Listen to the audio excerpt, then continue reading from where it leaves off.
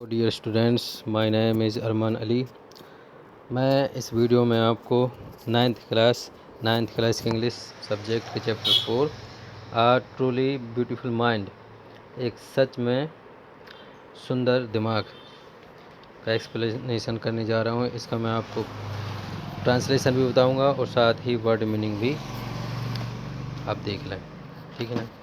तो इसकी जो वर्ड मीनिंग है वो कुछ इस प्रकार से हैं। फ्रीक का कमज़ोर, असामान्य, अमेच्योर, अपरिपक्व या व्यक्तिगत हित के लिए, आनंद के लिए। स्टिफिल्ड, घुटन, लिबरल, उदारवादी, ठीक है। तो आप इस वीडियो को पॉज करके भी देख सकते हैं या फिर आप इसका स्क्रीनशॉट ले लेंगे। और भी ये मीनिंग है, इसके अलावा ये भी मीनिंग है, इसके चैप्टर 4 के ही है ये। तो हम इसकी ट्रांसलेशन जानेंगे। Albert Einstein was born on 14th March 1879 in the German city of Ulm। एक जर्मन सिटी थी, अल्म नाम था उसका शहर का।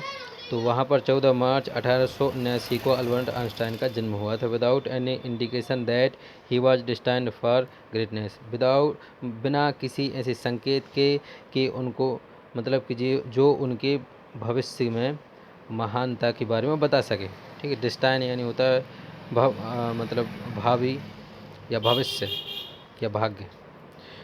द ग्रेटनेस यानी महानता। ऑन द कंट्रेरी, विरोध में, hedge mother thought Albert was a freak, उनकी माँ सोचती थी कि अल्बर्ट कैसा है, कमज़ोर है, दूसरों की तरह बोल नहीं सकता और काम नहीं कर सकता। टू हर, उनके लिए, his head seemed much too large, उनके लिए उनका जो सिर था वह बहुत ही बड़ा था। एट द एज ऑफ 2.5, 2.5 साल की उम्र में, Einstein still was not talking, 2.5 साल की उम्र तक आइंस्टाइन ने बात करना भी शुरू नहीं की थी।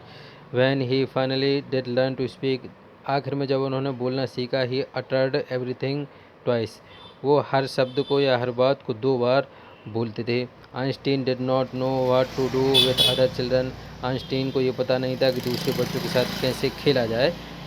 His playmates called him brother boring, ठीक है, और दूसरे बच्चे उसको ब्रदर बोरिंग यानी उबाऊ भाई भी कहते थे।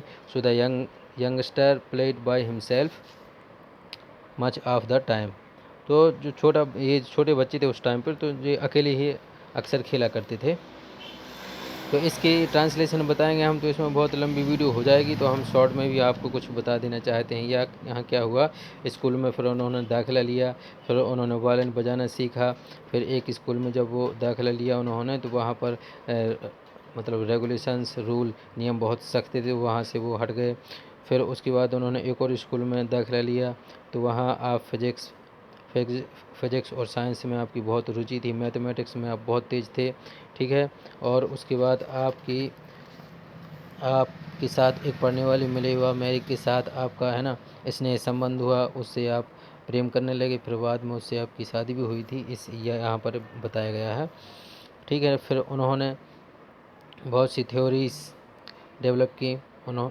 जब वो 19 की मतलब 1900 में, जब इसकी 21 वर्ष के थे, तब Albert Einstein was a university graduate and unemployed, तो 21 वर्ष की उम्र में वो ग्रेजुएट हो चुके थे और बेरोजगार थे, ठीक। 1902 में उनका रोजगार लगा पहला। तो उन्होंने जो फर्स्ट थ्योरी दी वो 1905 में दी, कौन सी, Einstein's special theory of relativity, ठीक है।